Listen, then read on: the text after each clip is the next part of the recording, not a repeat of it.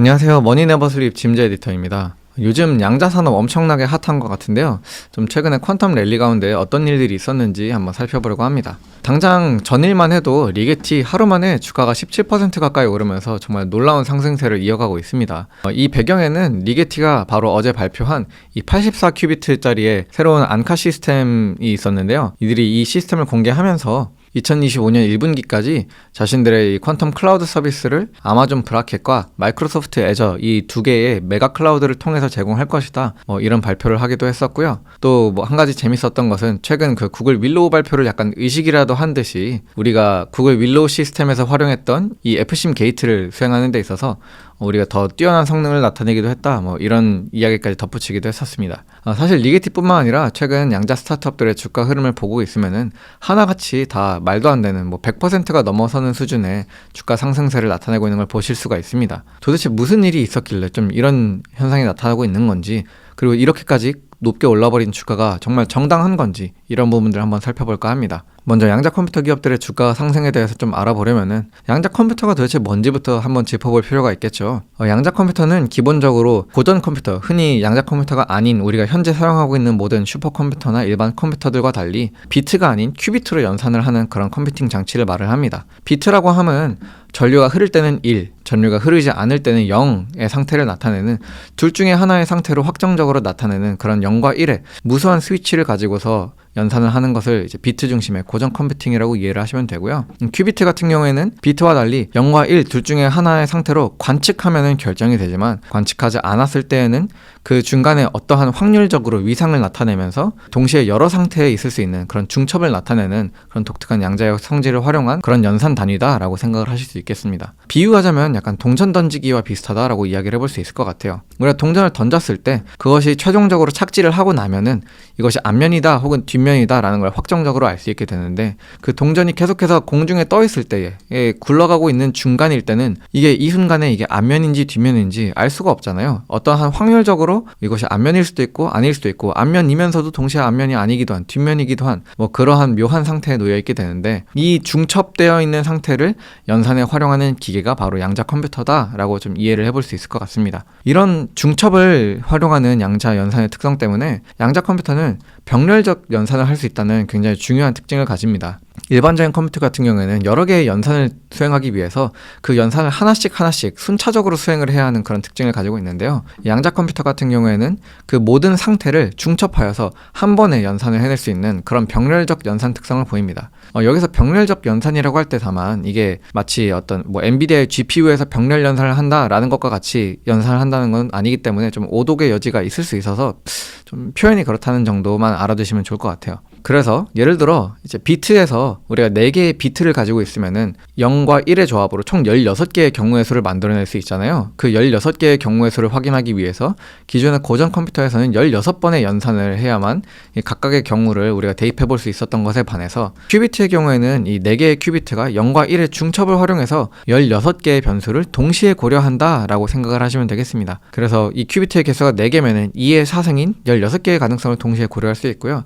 큐비트가 늘어나면 늘어날수록 기하급수적으로 이 큐비트가 이 양자 시스템이 고려할 수 있는 변수의 개수는 늘어나게 되겠죠. 그렇다면은 이 하나하나의 큐비트, 듣기만 해도 중첩이니 얽힘이니 결손실이니 하나같이 복잡한 용어들밖에 없는데, 이 큐비트를 어떻게 만들어내고 어떻게 조작할 것이냐, 이것에 따라서 각 기업들이 어떤 전략을 택하느냐에 따라 이 기업들이 만들어내는 양자 컴퓨터의 방식도 되게 달라지게 됩니다. 대표적으로 구글이나 IBM, 리게티 같은 기업들은 초저도 방식의 양자 컴퓨터를 만들고 있고요. 우리가 잘 아는 아이온큐의 경우는 이온 트랩 방식을 채용하고 있고, 마이크로소프트는 위상 방식, 또 사이퀀텀 같은 기업은 광학 방식의 양자 컴퓨터를 개발을 하고 있습니다. 현재 단계로서는 아직 어떠한 방식의 양자 컴퓨터가 정답이다라는 게 정해지지도 않았고, 또 경우에 따라 초전도와 이온 트랩을 병행해서 활용하는 그런 하이브리드 방식의 양자 컴퓨터가 나올 거다, 이런 전망들도 나오고 있는 만큼 기술이 어떤 식으로 변화하는지는 앞으로 좀 더 지켜봐야 될 것 같아요.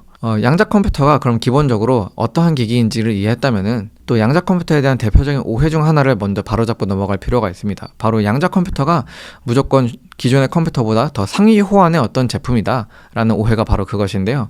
이게 사실이 아닌 이유가 있습니다. 많은 사람들이 양자 컴퓨터를 볼 때, 또 특히 구글이 많이 대표적으로 예시를 드는 것 중 하나가, 기존의 슈퍼컴퓨터는 14년이 걸려도 못 푸는 문제를 양자 컴퓨터는 5분 만에 해결했다, 이런 예시를 들어대고는 하니까 양자 컴퓨터가 그냥 기존의 컴퓨터가 하던 일들을 다 대체할 수 있을 것이라고 생각을 하는 경우들이 많이 있는데요. 이것은 사실이 아닙니다. 왜냐면은 양자 컴퓨터의 경우에는 일단 이론적으로 만약에 우리가 현재 존재하는 양자 컴퓨터의 모든 어떤 한계점들을 다 극복하고 모든 알고리즘이나 소프트웨어 개발이 충분히 이루어졌다라고 가정한다면은 지금의 컴퓨터들이 하고 있는 역할을 다 대체할 수 있는 것은 맞겠지만, 이게 현실적으로 엔지니어링적인 측면에서는 그렇지 않거든요. 왜냐면은 양자 컴퓨터를 만드는 데 들어가는 비용과 이거를 운영하고 실제로 구현하는 데 들어가는 어떤 노력들과 우리가 그냥 지금 PC를 만드는 데 들어가는 비용을 비교하면은 PC를 만드는 비용이 압도적으로 낮잖아요. 예를 들어 우리가 3+5라는 연산을 하고 싶을 때에 양자 컴퓨터를 활용해서 이걸 할 이유가 있냐는 겁니다. 이게 상위 호환의 개념보다는 좀 서로 다른 제품이다 라는 식으로 접근을 하는 게 좀 이해가 좋을 것 같아요. 또한 양자 연산의 여러 확률적인 특성을 고려했을 때 때때로는 어떤 확정적인 결과가 필요한 연산에 대해서는 고전 컴퓨터가 앞으로도 더 나은 퍼포먼스를 낼 거다라는 그런 전망들도 있고요. 비유하자면은 자동차와 비행기를 예시로 들어볼 수 있을 것 같은데요. 비행기, 자동차가 할 수 있는 일들 다 할 수 있죠. 자동차가 달리는 속도로 달릴 수 있고, 심지어 그 이상의 속도로도 달릴 수도 있고, 하늘을 날 수도 있습니다. 그렇다고 해서 우리가 비행기가 무조건 자동차보다 더 좋은 운송수단이니 앞으로 자동차를 타지 말고 다 비행기만 탑시다 라고 하나요? 그렇지 않죠. 비행기의 경우에는 한번 이착륙을 하기 위해서 들어가는 절차라던가 비용이라던가 심지어 생산하는 비용이라던가 이런 것들이 압도적으로 높으니까 어떠한 이동에 대해서는 우리가 자동차를 사용하고 어떠한 이동에 대해서는 비행기를 타는, 그런 식으로 서로 다른 용도로 이 두 개의 제품이 활용되잖아요. 이것이 단순히 무조건 비행기가 자동차의 상위 호환이다 라고 말할 수 있는 게 아니고, 이 두 가지는 서로 다른 제품이다 라고 이야기를 할 수 있는 것이죠. 우리가 마트를 갈 때는 자동차를 타는 것이고 미국으로 여행을 갈 때는 비행기를 타는 것처럼 말이에요. 이처럼 양자 컴퓨터에 대해서도 이것이 반드시 기존 컴퓨터에 비해서 무조건 상위 호환이다 라고 생각하는 게 아니라 둘은 서로 다른 제품이다 라고 이해를 하시는 것이 더 정확합니다. 흔히 양자 컴퓨터의 대표적인 활용처로 꼽히는 분야들은 다음과 같은데요. 신약 개발이라던가 양자 시뮬레이션, 암호 해독, 경로 최적화 등이 꼽혀요. 신약 개발의 경우에는 보통 신약을 개발하는 과정 자체가 예를 들어 다양한 단백질 조합을 여러 가지를 트라이얼 앤 에러를 통해서 알아내 본다던가 시뮬레이션을 돌려보는 그런 식의 시도를 많이 하는데요. 이 부분에 있어서 양자의 어떤 그 병렬적 연산이라는 특성이 되게 유효하게 활용이 될 수 있고요. 양자 시뮬레이션의 경우야 워낙 자명하죠. 양자 시뮬레이션을 실제 양자를 가지고 한다? 기존의 컴퓨터가 하는 것보다 훨씬 더 효율적으로 수행할 수 있을 것은 너무 명확합니다. 암호 해독 같은 경우나 경로 최적화의 문제에 대해서도 아까 말씀드린 어떤 병렬적 연산의 특성이 유효하게 작용하는 분야라고 보실 수 있습니다. 네, 이처럼 양자 컴퓨터가 그럼 어떤 기기인 것이고 이것이 어떤 한계나 어떤 역량을 지닌지를 알았다면은 그럼 이 양자 컴퓨터를 개발하는 기업들의 주가가 왜 이렇게 올랐나 한번 알아볼 필요가 있겠습니다. 가장 먼저 기술 진전에 대한 보고가 여러 나온 것이 있습니다.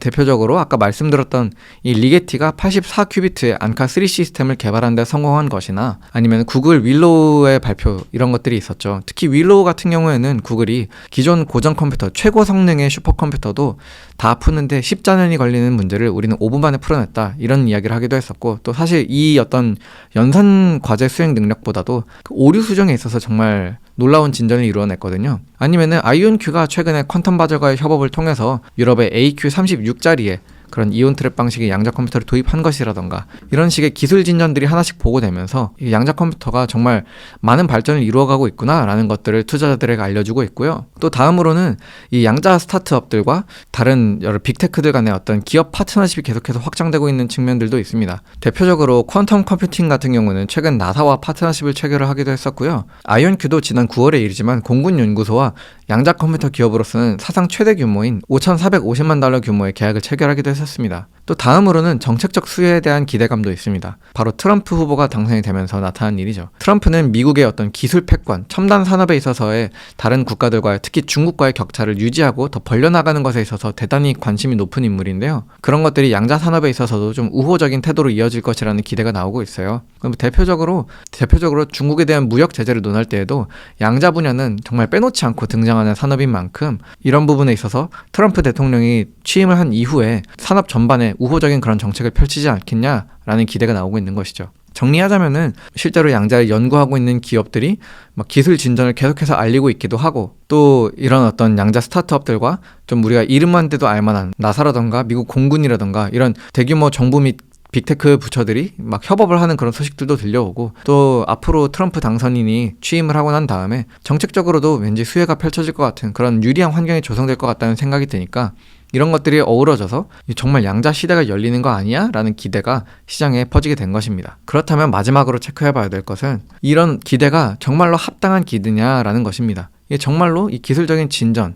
기업들과의 파트너십 체결, 기업 및 정부와 파트너십 체결, 정부 규제 이런 것들이 진짜로 중대한 진전이었느냐라는 겁니다. 먼저 기술적 진전에 대한 부분을 살펴보게 되면은 현재 리게티라던가 아이온큐라던가 구글이라던가 많은 양자를 연구하는 기업들이 뛰어난 연구 성과를 계속해서 내고 있는 것은 사실입니다만, 그 연구 성과가 정말로 상업적 가치로까지 이어지고 있느냐라고 물어보면은 사실 그렇지는 않습니다. 이 대표적으로 서섹스 대학교의 양자물리학 교수인 윈프레드 헨싱거는 현존하는 양자 컴퓨터는 모두 끔찍하다, 유용한 일을 조금도 할 수 없다 라면서 꼬집었는데요. 이분 최근 윌로우 발표에 대해서 굉장히 중대한 진전이었다라고 호평을 했음에도 불구하고 그 기술적 진전과는 별개로 이것이 진짜 유용한 일, 어떤 가치를 창출하는 일을 해내고 있느냐라고 했을 때는 그렇지 않다라는 점을 지적을 한 겁니다. 윌로우 같은 경우에 이것이 10자년, 10의 25승년에 해당하는 우주의 모든 시간을 다 더해도 고전 컴퓨터가 해결할 수 없는 과제를 이 양자 컴퓨터는 5분 만에 해결했다라는 거를 대표적으로 내세우고 있는데요. 이것만 들어보면은 이 양자 컴퓨터가 무지막지한 성능을 지닌 것 같지만 사실은 이 무지막지한 성능 전혀 실생활에는 쓸모가 없습니다. 왜냐면은 이 윌로우가 풀어낸 과제가 바로 RCS 과제이기 때문에 그래요. 이 RCS라고 하는 것은 Random Circuit Sampling, 무작위 양자 회로의 출력 결과를 샘플링하는 문제를 말하는데요. 양자 게이트를 무작위로 조합해서 복잡한 회로를 설계한 다음에 이 양자 회로를 실행해서 어떤 특정 출력 상태를 측정하고 이 무작위 분포를 샘플링해서 결과를 얻어내는 그런 연산을 뜻합니다. 이 연산은 고전 컴퓨터에서는 사실상 수행을 하는 게 불가능한 수준의 그런 복잡성을 나타내요. 그런데 양자 컴퓨터에서는 이것을 고전 컴퓨터에 비교해서 압도적으로 빠른 속도로 연산을 수행해낼 수 있기 때문에 어떤 양자 컴퓨터의 양자 우월성, 퀀텀 수프리머시를 입증할 때 많이 사용되는 그런 사례이기도 하죠. 하지만 여기서 구글이 제시한 표만 보셔도 아시겠지만 이 랜덤 서킷 샘플링, RCS는 그 난도 측면에 있어서는 굉장히 어려운 과제일 수는 있겠지만 usefulness, 이 유용성, 특히 상업적인 유용성에 있어서는 조금도 유용하지 않는 그런 과제라는 걸 보실 수가 있습니다. 우리가 실제로 원하는 것은 이 네모 박스 안에 들어가는 과제들이 해결되기를 원하고 있는데요. 어떤 양자가 해결하기도 어려운 과제를 수행하면서도 그것이 상업적으로도 가치가 있고 유용한 어떤 그런 연산을 해내는 양자 컴퓨팅 시스템을 우리는 기대를 하고 있는데, 구글이 말하는 것처럼 To date, no quantum computer has outperformed a supercomputer on a commercially relevant application. 현재까지 그 어떤 양자 컴퓨터도 슈퍼컴퓨터와 비교해서 상업적으로 더 우위에 있는 더 유용한 그런 결과물을 낸 적은 한 번도 없습니다. 우리가 원하는 어떤 양자 컴퓨터가 나타낼 수 있는 유용한 상업적으로 가치 있는 결과라는 게 무엇이냐, 예를 들어보면 이런 게 있을 수 있을 것 같아요. 화이자나 모더나가 이 구글의 양자 컴퓨터의 양자 시뮬레이션 기술을 활용해서 암을 치료하는 신약을 개발했고, 이것이 우리의 모든 어떤 질병으로부터 우리를 자유하게 해줬다, 이런 어떤 결과물이 나타났다고 치면은 정말로 양자 컴퓨터가 말도 안 되는 무지막지한 제대로 된 가치를 창출해내는구나 라고 우리가 생각을 해볼 수 있겠지만, 이런 사례는 아쉽게도 아직까지 발견이 되지 않았다라는 것이죠. 구글이 제시하는 로드맵, 사실 구글뿐만이 아니라 다른 양자 컴퓨터 기업들이 제시하는 여러 로드맵을 살펴보아도 현재 많은 양자 기술 기업들은 이 R&D 단계에 머무르고 있는 걸 보실 수 있습니다. 아직까지는 우리가 신뢰할 수 있고 충분히 오류를 잡아낸 그런 로지컬 큐비트를 만들어내는데, 그런 논리적 큐비트를 만들어내는 데 집중을 하고 있고, 정말로 대규모의 오류 저항성을 가지고 우리가 신뢰할 수 있고 유용한 어떤 양자 연산을 해내는 그런 양자 컴퓨터를 개발하기까지는 아직 시간이 많이 남았다고 볼 수 있는 것이죠. 정부 및 그런 기술 기업들의 파트너십 내지는 어떤 규제와 관련한 부분도 이렇게 좀 장기 전략이라는 측면으로 좀 해석을 하는 게 더 합리적이어 보입니다. 정부가 양자에 대한 투자를 하고 어떤 규제를 마련하고 하는 것이 지금 당장 양자 시대가 도래했기 때문이 아니라 정부가 앞으로도 이 양자 기술이라는 것 자체가 어떤 잠재적 가치가 크니까 이로 인해서 기술 패권에서 뒤처지는 것을 방지하기 위해서 미연에 앞으로 길게 보고 내린 결정이다 라고 이해를 하시는 게 더 정확하고요. 어떤 기업이나 기관과의 파트너십에 대해서도 이런 기업들이 지금 당장 양자 기술을 차용해서 어떤 핵심 가치를 창출해내기 위해서 이것들을 하고 있다기보다도 앞으로 이 혁신 기술에 대해서 역시나 잠재적 가치가 크기 때문에 혹시라도 미래에 이것이 정말로 큰 어떤 게임 체인저가 됐을 때 여기서 뒤처지지 않기 위해서, 또 내지는 이런 혁신 기술에 대한 어떤 우리의 이해도를 넓히고 조금 약간 찍먹해보는 느낌처럼 이것들을 시도해보고 있다라는 정도로 이해를 하시는 게 더 정확합니다. 예를 들어 우리나라의 현대자동차도 아이온큐와 함께 협업을 해서 화학 연구를 진행을 하고 있다고 하는데, 그렇다고 해서 당장 뭐 아이오닉 9 이번에 새로 나온 전기차에 탑재된 배터리가 아이온큐와의 합작 연구를 통해서 만들어진 어떤 배터리 혁신 구조가 이루어진 배터리가 탑재되었다 뭐 이러진 않고 있잖아요. 지금 당장 대기업들 혹은 정부 기관과 양자 기업들이 함께 협업을 하고 있는 것은 뭐 대체적으로 R&D 혹은 더 긴 호흡으로 바라보고 하고 있는 그런 프로젝트들이다라고 이해를 하시는 게 좋습니다. 우리는 좋은 기업과 좋은 종목을 항상 구분해서 생각할 필요가 있습니다. 양자를 연구하는 스타트업들, 혁신 분야에 뛰어들어서 정말 놀라운 연구 성과를 내고 있는 것이 맞습니다. 이 기업들 정말 좋은 기업들이고 앞으로도 이 기업들이 좋은 성과를 계속해서 꾸준히 내주면 저로서도 참 기쁠 것 같은데요. 근데 그렇다고 해서 이 기업들이 반드시 좋은 종목이냐라고 하면은 그렇지는 않을 수 있다는 것이죠. 물론 지금 당장 이 퀀텀 랠리가 정말 무시무시한 주가 상승세를 계속해서 견인해주고 있고, 그 결과 이 양자 기업들에 투자를 해서 이미 높은 수익을 거두신 분들도 있을 줄로 압니다. 그런 분들께는 정말 축하드린다는 말씀 드리고 싶고요. 그러나 이런 어떤 높은 리턴 뒤에 있는 여러 리스크 팩터에 대해서도 우리는 늘 살펴봐야 한다는 것이죠. 앞서 살펴봤던 이 4개의 양자 스타트업들의 밸류에이션들을 좀 살짝 짚어보려고 하는데요. 일단 이 가로축 같은 경우는 각 기업들이 나타내고 있는 매출 성장률을 나타내고요. 이 세로축 같은 경우는 각 기업들의 이 PER, 주가 수익 비율을 나타냅니다.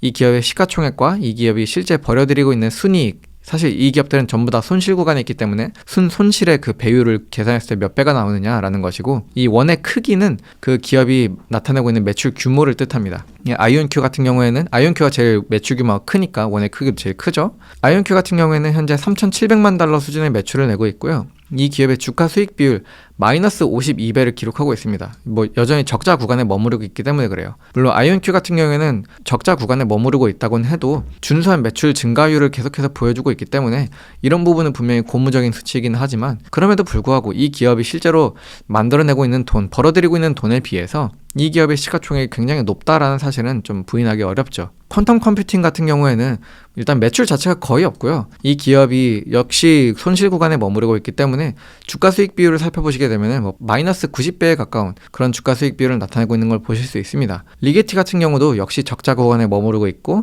매출 규모도 그렇게 크지 않은데, 심지어 매출 증가율을 살펴보시게 되면은 매출이 오히려 감소하는 마이너스 구간에 머무르고 있는 걸 보실 수가 있죠. 이런 어떤 기업들이 실제로 창출해내고 있는 가치, 어떤 펀더멘털, 이 숫자를 살펴보게 되면은 사실 실적으로 이 기업들의 주가를 설명하려고 하면은 도저히 설명되지 않는 것이 이 기업들의 주가 퍼포먼스입니다. 지금 당장 이 기업들의 주가가 무섭게 오르고 있지만 그 오르는 주가가 이 기업들이 벌어들이고 있는 돈으로는 설명되기 어렵다라는 것이죠. 뭔가 이 기업들이 혁신 분야에서 어떤 연구 성과를 내고 있기 때문에 그것에 대한 어떤 기대감이 굉장히 많이 선반영된 그런 주가라고 말씀드릴 수 있겠습니다. 우리는 항상 투자를 할 때 리턴에 대한 기대, 이 양자 기술이 가지고 있는 잠재 가치, 이것이 앞으로 만들어낼 어떤 시장 가치 등에 대해서도 고려를 해야 하지만, 동시에 이 기술이 지니고 있는 리스크, 그리고 현재 이 기업의 주가가 얼마나 밸류에이션이 가득 차 있는지, 이런 부분들에 대해서도 꼭 점검할 필요가 있습니다. 피터 린치는 어떤 기업이 정말 좋은 기업이라고 판단되면 그 기업을 굳이 서둘러 매수할 필요가 없다라는 것을 강조한 바 있습니다. 월마트의 예시를 들어서 그런 이야기를 했었죠. 월마트의 경우에 상장하고 나서 10년이라는 시간이 지나는 동안 거의 10배가 넘는 주가 상승을 보였습니다. 전형적인 템버거의 모습을 나타냈었는데요. 이런 주가 퍼포먼스를 보면서 이때 샀어야 했는데 라고 후회할 필요가 전혀 없는 것이, 그 이후에도 여전히 16배가 넘는 말도 안 되는 주가 퍼포먼스를 계속해서 이어나가고 있거든요. 이런 것들을 보시게 되면은 정말 이 기업이 좋은 기업이라면은 이 양자 기술이 정말 확실히 된다, 이 산업이 진짜로 돈을 벌 수 있다 라는 것을 확인한 다음에 서서히 투자를 시작하셔도 전혀 늦지 않다라는 겁니다. 네, 오늘 이렇게 지금 현재 양자 랠리에 대해서 좀 간략히 살펴봤는데요. 물론 밸류에이션이나 이런 것들을 떠나서 양자를 연구하는 기술 기업들이 나타내고 있는 기술적 혁신, 정말 놀라운 것이 사실이고, 이 기술이 정말 현실화되었을 때 얼마나 많은 가치를 창출할 수 있을지 사실 다 가늠이 되지 않는 것도 사실입니다. 그런 어떤 무궁무진한 가능성을 보았을 때 내가 어느 정도의 리스크를 충분히 감수하더라도 이 기업이 앞으로 정말 무한한 가치를 낼 수 있을 것으로 본다라는 어떤 믿음과 그런 긍정적인 전망을 바탕으로 투자에 나서실 수도 있겠죠. 그 결과에 따라서 좋은 수익을 거둘 수 있다면 그것대로 또 현명한 투자 결정이 될 것이고요. 그러나 우리 항상 투자를 임함에 있어서 이 기업이 지니고 있는 그런 가치와 별개로 어떤 리스크들이 있는지 또한 한 번씩 점검하면서 더 건강하고 안정적인 투자에 나서시면 좋을 것 같습니다. 양자에 투자해서 돈을 벌 수 있다면 참 좋은 일이겠지만 혹시라도 돈을 오히려 잃어버리게 된다면 그것만큼 뼈아픈 일도 없을 테니까요. 머니네버슬립 뉴스레터와 네이버 프리미엄 콘텐츠 지금 바로 구독해보세요.